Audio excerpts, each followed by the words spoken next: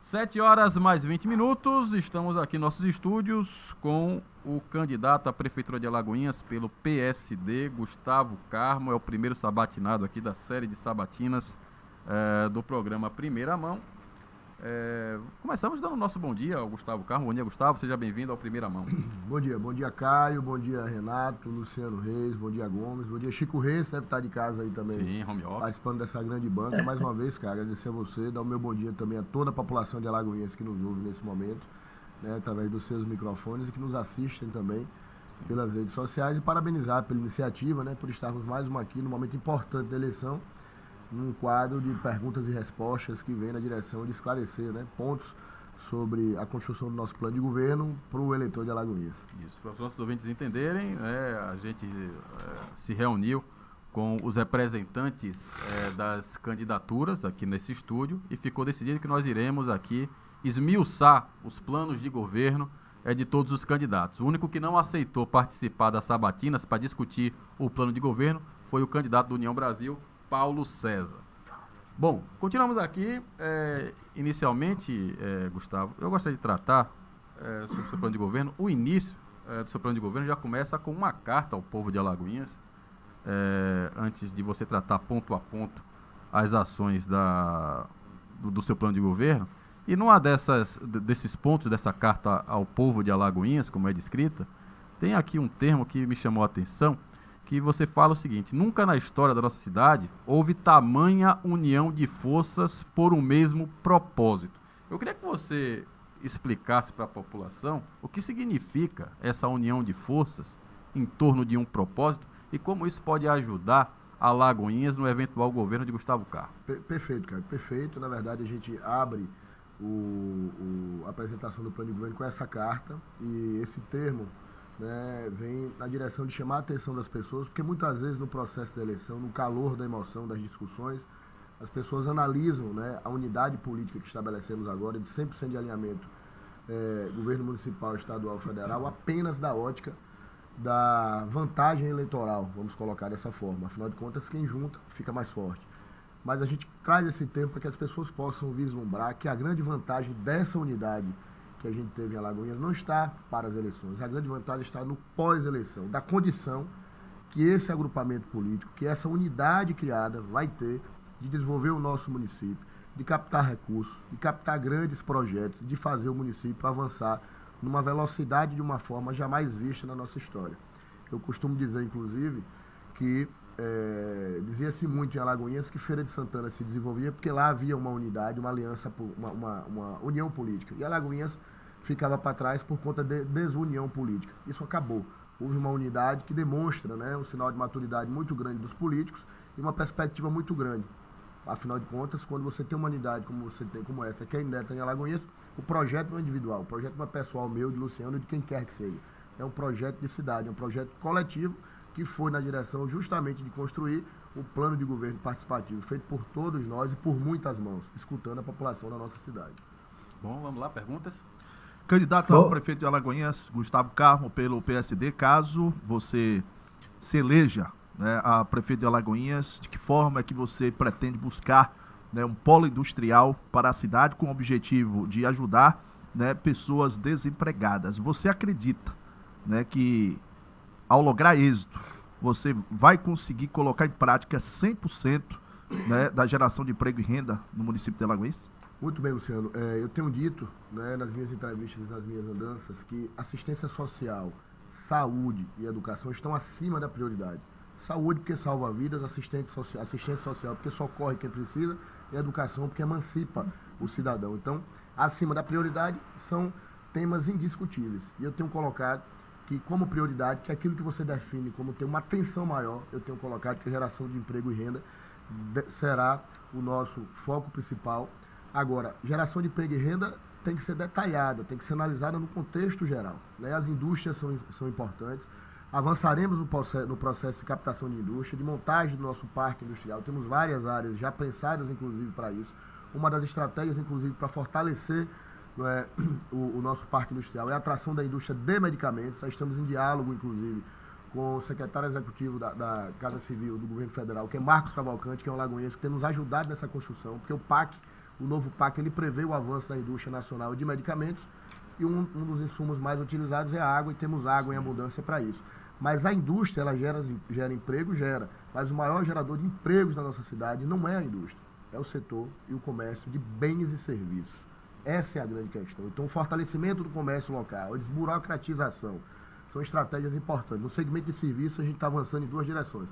A atração de empresas de call center, que empregam muito no Brasil, estão migrando para o Nordeste, e a atração de empresas que prestam serviços à área da Petrobras. Temos o petróleo, é uma riqueza natural que nós temos. Na nova perspectiva da Petrobras, 90 novas perfurações para a Bahia, 20 na nossa região. Então, já estou em entendimento, avançando junto à Petrobras, para que a gente possa trazer mais empresas desse ciclo produtivo. Hoje a gente só tem a Abracerv, precisamos de mais. Alagoinhas é a maior cidade da região. Somos a capital do litoral norte e agreste baiano, temos a obrigação de termos a maioria dessas empresas, ou se possível, todas instaladas aqui. Então, isso é uma estratégia importante para a geração de emprego e renda, e eu tenho colocado também que a gente precisa fortalecer, né, a máquina administrativa para isso. Nós vamos desmembrar a Secretaria de Desenvolvimento Econômico e Emprego, a Secretaria de Desenvolvimento Econômico e Meio Ambiente.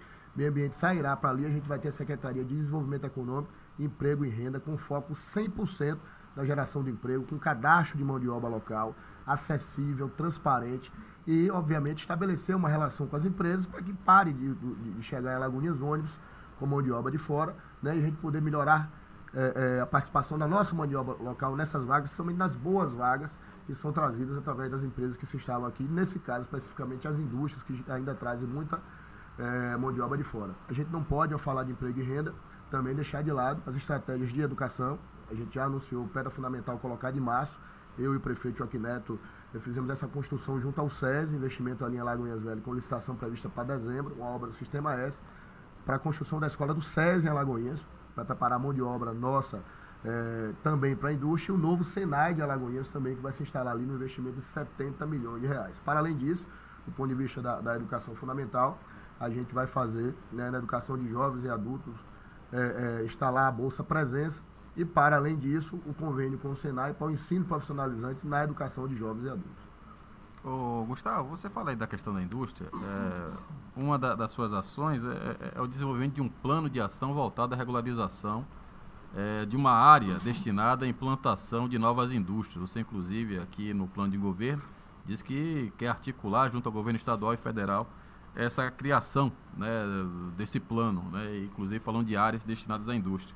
E a gente tem o DESAI, que inclusive foi criado pelo seu pai, né, nos anos 70, justamente para abraçar essas indústrias, e que foi invadida, a palavra é essa, né? Hoje é inclusive um bairro da cidade, vamos dizer assim, com posto de saúde, aquela coisa toda. E aí, onde colocar essas indústrias que vão chegar em Alagoinhas? O DESAI teve a sua finalidade desvirtuada, foi ocupado com moradias residenciais, virou bairro. O que tem que se fazer no DESAI agora obviamente, reúbe, organização fundiária, para que as pessoas tenham sua segurança e possam morar ali, porque ninguém jamais a gente iria mexer em algo que já foi consolidado pela população. Foi uma perda para o município, obviamente, a perda de uma área industrial, mas nós temos áreas, você tem muitas áreas aí, as margens da BR-101, áreas, inclusive, né, de empresas multinacionais aí, que atuam no segmento, por exemplo, do plantio de eucalipto, que são áreas que a gente entende que podem servir a essa finalidade. Se a gente não definir isso, Caio, a gente vai estar sempre sucumbindo à especulação imobiliária e à indústria com dificuldade de se instalar em Alagoinhas, porque os terrenos se tornaram muito caros. Então o município precisa intervir,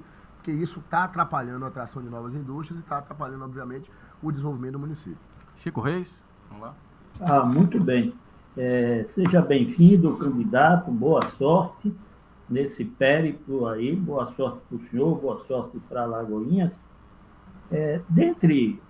No seu programa de governo, eu encontrei o programa Recomeço, né, que fala da reinserção de trabalhadores que, por razões diversas, podem ter perdido o seu rumo, o seu emprego ali e tal, e a prefeitura consta aqui no plano que procura reorientar essa pessoa para que reencontre essa tranquilidade de conseguir a garantia da subsistência. De que maneira o senhor pretende trabalhar nesse sentido e qual a ênfase que será dada a esse programa? Muito bem, Chico. No decorrer da vida, aquele homem ou aquela mulher, ele se dedica a uma profissão, ele aprende, né, aquele labor diário, aquela atividade que ele desenvolve. Em algum momento, e isso acontece muito, né, no momento atual em que vivemos, onde a tecnologia avança numa velocidade jamais vista, que aquela atividade que ele se desenvolvia, ela se exigue, ela deixa muitas vezes até desistir. E essa relação tem muito a ver com a mão de obra numa idade mais madura. E nem todo homem, nem toda mulher tem condição, em determinado ponto da sua vida, de migrar para uma outra atividade. Então, quem tem que intervir nisso é, obviamente, o município, com estratégias nesse sentido, estratégia de requalificação, de reinserção. Então, quando a gente tem um espaço específico no governo, que será a Secretaria de Desenvolvimento Econômico, Emprego e Renda, ela vem nessa direção, de ter um diagnóstico preciso, de estabelecer estratégias e de, obviamente, se movimentar na direção de trazer para essas pessoas um novo aprendizado e uma orientação do ponto de vista da sua capacitação, da sua reinserção no mercado de trabalho. Vamos? Bom dia, Gustavo Carlos, seja bem-vindo mais uma vez ao programa Primeira Mão. Eu vou fazer uma pergunta para você na linha da geração de emprego e renda, né?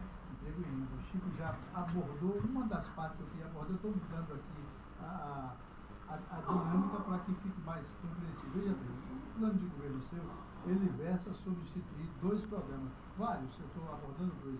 Primeiro, o programa Mãos Unidas, que visa propiciar, né, atenção especial ao trabalho do desempregado e inseri-lo no mercado de trabalho, né, aquele para o residente, né, no município de Alagoinhas. E o programa Recomeço, que o Chico acabou falando aí, que tem o objetivo de fazer a reinserção daqueles que possuem de 40 anos acima, né? Então, filosoficamente falando, o programa Mãos Unidas, que visa fazer, dar essa atenção especial àqueles residentes que estão fora do mercado de trabalho, desempregados, né, não usurparia a função do programa Recomeço, quando confrontado um com o outro, para quem possui a partir de 40 anos, porque o posto de emprego daqueles que não conseguem colocação no mercado se chocaria, já que você tendo dois empregos, né? E aí como é que você faria para romper com essa dicotomia? Eu acho, na verdade, a gente pensa no sentido inverso. Eu acho que são duas questões que se integram. Você tem que ter um processo contínuo de preparação da nossa mão de obra nas mais diversas áreas, e por isso a necessidade do diagnóstico. Se você tem, naquele momento, o avanço da construção civil, se você tem, naquele momento, o avanço de outro setor na economia, você tem aqui, por exemplo, o setor de serviços. Então, todas as duas questões dizem respeito à preparação da mão de obra para ser inserida ou reinserida no mercado de trabalho. A dinâmica de quem vai levar vantagem, se é aquela mão de obra mais amadurecida pela questão da idade, ou pela sua condição pessoal, ou daquele que está aprendendo um ofício para poder entrar, vai ser muito da condição pessoal de cada um e da necessidade, obviamente, do empregador. Mas o que a gente tem que entender é que, no fundo, a gente tem que avançar, preparando a nossa mão de obra para ser inserida, né, no mercado de trabalho, porque, às vezes, sobram vagas em determinados setores e faltam em outras, e a gente precisa fazer essa migração. Isso, obviamente, tem que ser feito um diagnóstico, uma relação muito aberta, franca e transparente com as empresas, e a reinserção que vai na mesma direção. A diferença é que alguém está aprendendo algo pela primeira vez e alguém, né, que já está ali e que já tinha algo sobre a sua atuação profissional, ele vai migrar para uma outra questão dentro da mesma direção, dentro da oferta daquelas vagas ali que o mercado está trazendo pela dinâmica normal, né, do funcionamento das empresas privadas. Bom, Gustavo, eu queria partir para a questão da saúde, que um dos pontos que você traz aqui no seu plano de governo é o compromisso de ampliar o horário de funcionamento das UBS, né, para que possam, em regime de rodízio, funcionar aos sábados e durante a noite. Recentemente, depois de 16 anos, nós tivemos uma UPA inaugurada, que cumpre, de certa forma, essa lacuna. E o que se discute, inclusive nós aqui levantamos essa questão, é sobre como manter os investimentos da UPA. A gente sabe que é um equipamento de 3 turnos, né, demanda muitos recursos. E quando você fala em colocar uma UBS para ter aí o mesmo formato de 24 horas, aumenta o custo. Alagoinhas gasta mais de 21% do seu orçamento com saúde e a gente não consegue colocar uma UBS para funcionar durante a noite, nem aos sábados. Como é que você espera fazer, dentro da realidade de Alagoinhas, manter esse compromisso de campanha efetivamente, se você vier a governar Alagoinhas? Muito bem, Caio. A saúde, nesse momento de Alagoinhas, ela merece um panorama geral que eu vou tentar aqui resumir em poucos minutos por conta do tempo. Primeiro, que a gente encontra, se for da permissão de Deus, da vontade do povo, vencemos as eleições, a gente encontra em 1º de janeiro de 2025, uma saúde muito melhor deixada pelo prefeito Joaquim do que o prefeito Joaquim encontrou deixada pelo ex-prefeito. 18 unidades de saúde funcionando. O meu adversário não ampliou em sequer 1% a cobertura de saúde. Hoje nós já temos 36 equipes de saúde em funcionamento, várias unidades básicas de saúde novas entregues no município, e uma ampliação muito grande da cobertura de saúde. O que é que eu tenho dito? Nosso foco é de 100% na cobertura de saúde, tanto que a gente já anuncia para janeiro as tratativas, o início do processo para concurso público dos agentes, né, dos agentes de saúde e dos agentes de endemias. O que é que a gente nota na dinâmica do funcionamento das unidades básicas de saúde, que vem na direção da saúde preventiva? É que muitas pessoas trabalham de segunda a sexta aos sábados, né?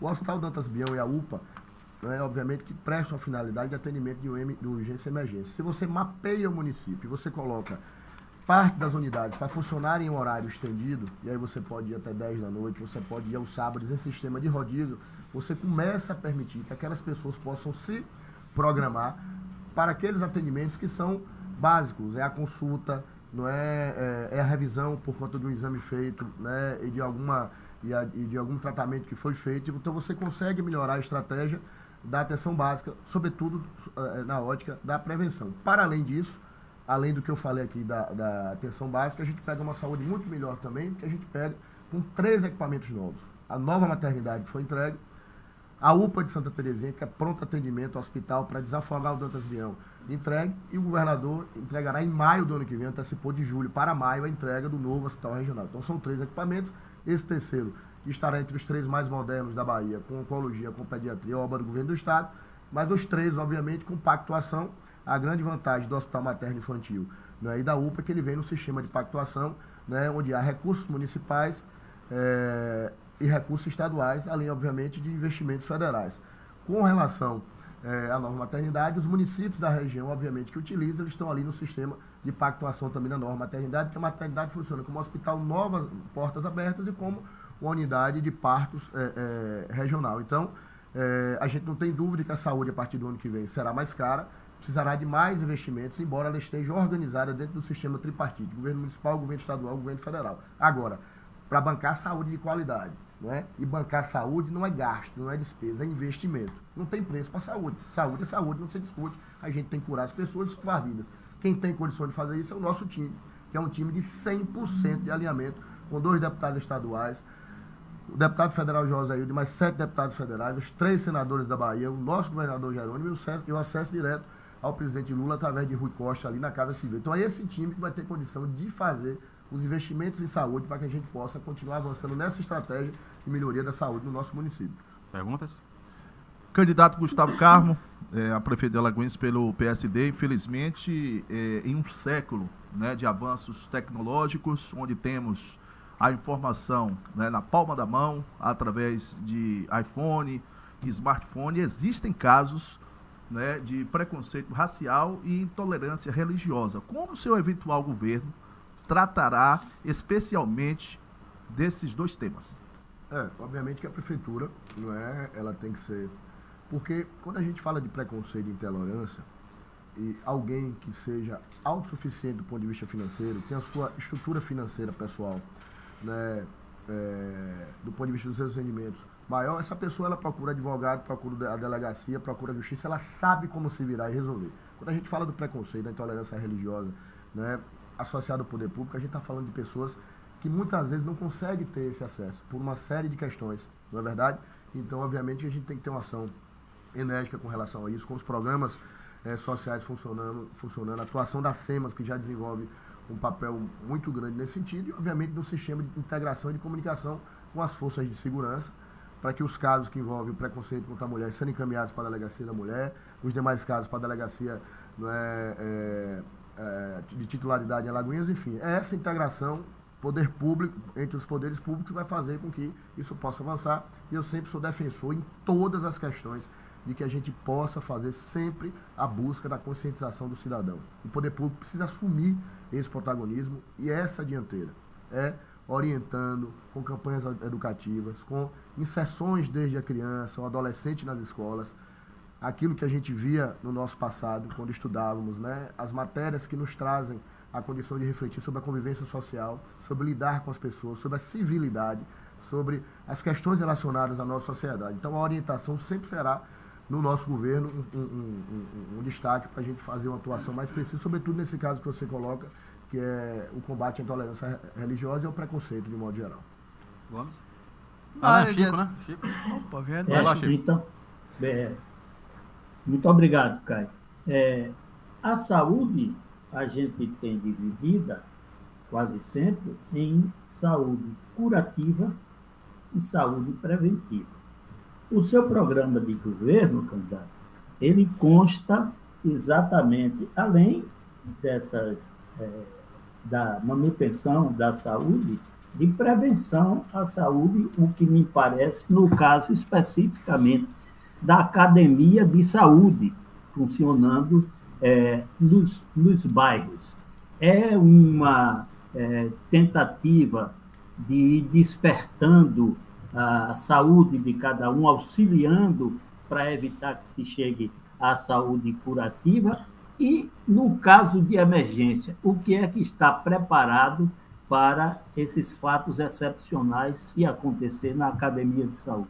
Muito bem, Chico. Você, com sua sensibilidade e sua experiência de ex-prefeito, traz um tema que é muito gostoso da gente discutir, que diz respeito à saúde da vida das pessoas e à prática das atividades físicas, né? Esse despertar, Chico, nem é necessário mais. Eu tenho plena convicção de que a população de Alagoinhas já despertou para a necessidade das atividades físicas. A cidade fervilha com os grupos de danças, com os grupos de zumba, não é? com os grupos de corrida. Eu falo isso com muita propriedade porque a atividade física transformou minha vida. Vocês todos sabem disso, né? Então, do idoso, à criança, ao adolescente, ao homem e à mulher ali já na idade madura. A última corrida que teve agora no último sábado, o Alagoinhas Night Run, crianças correndo. Então, a estratégia das academias, ela vem para reforçar os programas que já existem, exemplo do Movas, que é um programa da prefeitura que deu muito certo, se somar às iniciativas das pessoas que fazem os grupos de atividade física por si, sem interferência da prefeitura, e dentro da nova estratégia de saúde da família, que prevê a oferta do serviço de nutrição, de fisioterapia e de educação física nas unidades básicas de saúde. Então, você pode fazer isso, inclusive, em parceria com os cursos de nível superior no município, de nutrição, de educação física e de fisioterapia. Então, se você tem essa turma na faculdade, sexto, sétimo semestre, né, que a turma já está ali doida para botar a mão na massa, com monitoramento, você consegue dar uma atenção muito grande, né, a essa parcela da população, e isso vem como estratégia, sem sombra de dúvidas, na saúde preventiva. Para além disso, os equipamentos, que é o que a gente fala das academias, as academias ao ar livre, que são equipamentos baratos, né, planejados para essa finalidade, que vem também na direção de funcionar muito bem. Inclusive na zona rural, os distritos clamam isso. Uma das questões que a gente defende, inclusive, nas comunidades rurais, é que a gente possa ter, né, os equipamentos de convivência funcionando em todas elas, e aí eu estou falando de praça pública, o quiosquezinho da água de coco, da cervejinha para quem gosta, do refrigerante, da venda da coxinha, do espetinho, enfim, para a gente ter aquele comércio funcionando ali, alguém já se ocupando dele, e você ter ali os espaços de convivência. Você tem o dominó, você tem a dama, você tem aquela turma ali que gosta do baralho, e você tem ali, não é, também a academia funcionando. Um equipamento desse, Chico, não passa de R$20 mil, o custo dele é muito barato para você ter um equipamento desse ofertado à população. Gomes? Candidato, na área da educação, o seu plano de governo fala em promoção de uma equipe multidisciplinar, né, que inclua médico, psicólogo, psiquiatra, psicopedagogo, neuroeducador, para atuarem nas escolas, né, realizando diagnósticos, instruindo professores e familiares. Isso não é um sonho colocado no plano de governo justamente para não ser cumprido, né? Porque, veja bem, o município já encontra dificuldades de manter a estrutura que tem por conta do seu orçamento, né? E inserindo esses profissionais, você não precisaria de uma única equipe, seriam várias equipes, né? E não subdimensionaria o orçamento para cima e inviabilizaria justamente o funcionamento dessas equipes? Perfeito, Gomes. Você traz dois comentários bastante importantes. Primeiro, que é pensar grande, e a gente tem colocado dessa forma. Sonhar é preciso. A gente só realiza sua avança se a gente sonhar. Se a gente não alcançar, a gente não, se a gente não sonhar, a gente não alcança. Então é uma meta audaciosa, mas é importante que se esclareça o seguinte: a gente não está falando de um profissional desse para cada escola. A gente está falando da utilização desses profissionais dentro da estratégia de saúde, que você tem o programa Saúde na Escola justamente para isso. Já existe o programa. O que a gente precisa é potenciar ele, senão você fica só naquelas campanhas educativas, né, e você não avança. Você precisa ofertar isso. E você ofertar isso dentro da estratégia de saúde. O programa Saúde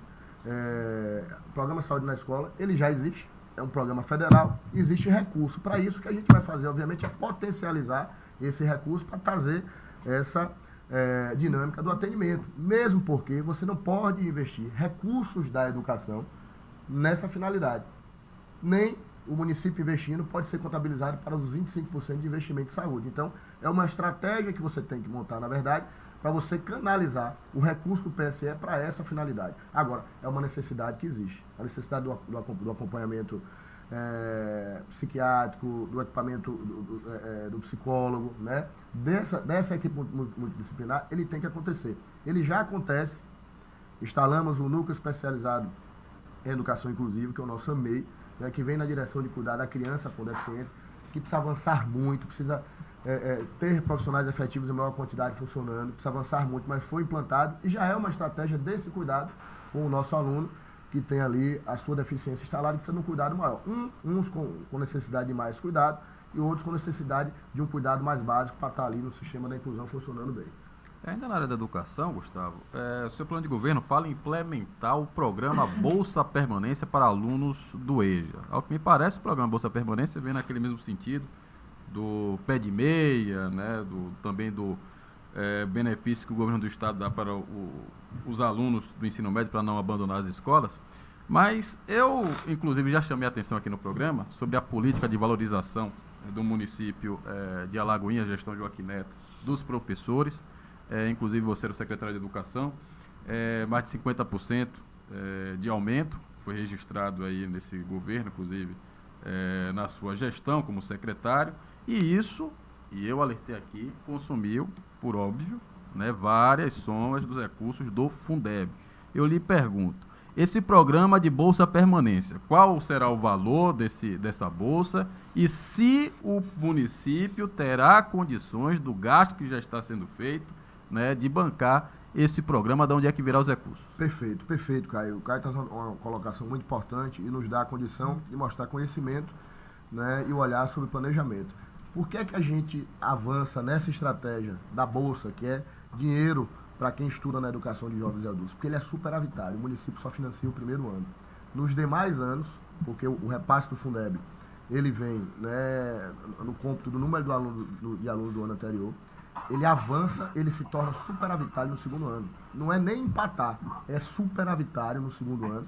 A ideia é termos aí aproximadamente de R$ 1.200 por aluno ano, a nível de bolsa, e no segundo ano o programa já se torna superavitário. A diferença desse para o pé de meia é que a inserção do Bolsa Permanência na EJA, ele tem dia para começar e tem dia para terminar, porque você vai acabar por zerar a demanda daquele adulto que ainda não concluiu o fundamental. Então, é uma estratégia importante, a gente já observou isso em outros municípios, por isso que está inserido no nosso plano de governo. Gustavo, candidato a prefeito de Alagoinhas, segurança pública é um dever do Estado, mas sabemos que é um direito de todos. Nós temos em Alagoinhas um problema frequente, que são os roubos de celulares, né, das ruas da cidade. Caso você seja eleito prefeito de Alagoinhas, o que é que você pretende buscar com o objetivo de fortalecer a segurança pública do município? Então, Luciano, no Brasil inteiro, a gente vive o fenômeno do avanço da necessidade da atuação das prefeituras na segurança pública. Segurança pública, do ponto de vista constitucional, é da responsabilidade do governo federal e do governo do estado. Mas a cada momento, a dinâmica da sociedade faz com que a prefeitura precise intervir. E temos aí as guardas civis municipais. Inclusive, eu já anunciei a criação da Secretaria de Meio Ambiente, mas a única secretaria que consta, escrita no plano de governo, que será criada é justamente essa, né, que é a Secretaria de Ordem e Segurança Pública, que vem na direção de trazer a Guarda Municipal para um status maior, para que ela possa atuar mesmo com uma força de segurança dentro daquelas responsabilidades, daquelas prerrogativas em lei, inclusive com relação ao armamento e tudo aquilo que a gente precisa. Além dela, a defesa civil e outros setores do funcionamento da máquina serem inseridos ali. O sistema de monitoramento ele precisa existir em Alagoinhas para cobrir não só as áreas mais afetadas pela violência, aquelas áreas estratégicas mapeadas, mas toda a cidade precisa estar monitorada. A segurança pública exige aplicação da tecnologia, modernização, para que a gente possa ter essa garantia. Obviamente que tudo isso passa pela integração com as forças de segurança, Polícia Civil, Polícia Militar, Judiciário também, e além disso o Ministério Público. Chico Reis? Em uma parte do tempo, Gustavo, já há algum tempo atrás, Alagoinhas era conhecida principalmente pela riqueza dos seus talentos naturais. O programa Alagoinhas Criativa, que consta do seu plano de governo, visa exatamente explorar talentos e propriedade intelectual. O senhor poderia discorrer mais sobre isso? Sim. A cultura, Chico, a arte, ela faz parte da alma e da vida da gente, né? Em algum momento de um passado recente do Brasil, deu-se a transparecer que viver, estudar, saúde e segurança. É isso também, mas muito mais, né? Sem abrir mão de que quando você provoca, né, o talento, quando você trabalha a cultura, quando você trabalha a arte, você traz para aquela criança, por exemplo, para aquele adolescente, por exemplo, não é, uma perspectiva de vida maior, porque pode ser, inclusive, objeto do seu ofício, pode ser uma profissão, inclusive. Então, o entretenimento, a cultura, o lazer, você estimular isso, você gera emprego, você gera renda e você, obviamente, massageia a alma e o coração das pessoas. O que seria a vida sem a arte, sem a cultura? Vamos filosofar um pouquinho, né, Chico? Então, a gente precisa caminhar nessa direção, com um espaço muito bem definido do ponto de vista da administração pública. A gente teve recentemente a visita de Maria Marighella em Alagoinhas, presidente da Funarte, batemos um papo muito grande sobre captação de recursos. Tem muito recurso, Chico, para se buscar, e muito programa bom a nível estadual, a nível federal, e a gente precisa avançar, não é, na captação desses recursos, justamente para a gente ter o fomento à cultura e à arte no nosso município. Gomes, 752, vamos lá. Olha, na realidade, na área de cidadania e direitos humanos, você fala sobre ampliar o projeto Bolsa Família, né, para melhorar as condições daqueles que dependem dele. Como é que você pretende fazer isso, já que você não tem nenhuma governabilidade sobre esse projeto, que é do governo federal? E fala também sobre a criação de um outro... Restaurante popular. Um outro restaurante popular, né? Perfeito. E com o outro restaurante popular, normalmente você vai dobrar a demanda. Tem recursos financeiros para isso? Perfeito. Primeiro, com relação ao Bolsa Família. Tem muita gente, eu já falei inclusive aqui nesses microfones, que não está inserido no Bolsa Família, que tá na extrema pobreza e não consegue, haja vista a sua paralisação social, sua condição humana, sequer acessam, não é, o Bolsa Família. Então a gente está falando dessas pessoas, ampliação do acesso ao Bolsa Família para quem de fato precisa, e esses precisam muito, e tem muita gente nessa condição em Alagoinhas, na zona urbana e na zona rural, acredito, que precisam ser inseridas nesse processo. Restaurante popular, inclusive, foi anunciado coincidentemente desse programa, né, e nós pensamos o segundo restaurante popular no formato diferente do que tem hoje, no sistema de retirada do alimento, funcionando com 3 refeições, em parceria com as entidades civis organizadas. 3 refeições por dia, café da manhã, almoço e café da noite. Funcionando com a sociedade civil organizada, com as igrejas, com as entidades filantrópicas, porque elas já fazem isso. De noite em Alagoinhas tem muita gente fazendo isso, é a sopa, é o pão, já tem muita gente, Chico Gomes, fazendo isso. O que é que a gente pretende fazer? Uma unidade funcionando, em parceria com essa turma que organiza, que se preocupa com o outro, para o sistema de retirada. Não é o restaurante convencional onde você vai e faz a refeição, não é? Você vai e retira a sua quentinha, você retira, né, a sua sopa com o seu pão de noite. Obviamente que isso não pode, não será para toda a cidade, será para quem precisa, com um cadastro, com uma sistemática organizada para que a gente possa atender essas pessoas. É dar comida a quem de fato está passando necessidade. Bom, 7h55 na Bahia, a gente termina aqui a sabatina com o primeiro candidato à Prefeitura de Alagoinhas que veio aqui no programa, é o Gustavo Carmo. Eu deixo você com 1 minuto, Gustavo, para as suas considerações finais. Terminar agradecendo a Deus por estarmos aqui, porque sem Ele a gente sequer, né, levanta da cama de manhã. Parabenizar vocês mais uma vez pela realização de mais um momento. Lamentar, não é, a ausência do meu adversário, não é, que não comparece aos debates, não comparece às entrevistas. Um candidato que não comparece a uma entrevista, que não é um debate, é uma entrevista do programa de governo, mostra total irresponsabilidade, mostra total descaso com a vida e o planejamento da cidade. E o cidadão precisa enxergar isso. O cidadão que precisa, inclusive, faltando 20 dias das eleições, comparar. Compare os projetos, compare as pessoas, compare os propósitos para essas eleições. Lá é um projeto individual, isolado. Aqui é um projeto coletivo, de construção de uma grande cidade. Por isso eu peço a você que está me assistindo nesse momento, que me dê essa oportunidade. Me preparei para ser prefeito de Alagoinhas. E eu não tenho dúvidas que chegando lá, sendo a permissão de Deus, da vontade do povo, serei um grande prefeito, governando junto com a população, dentro da coletividade que a gente tanto defende. Acredite, venha conosco com os 55. Beijo no coração de todos vocês.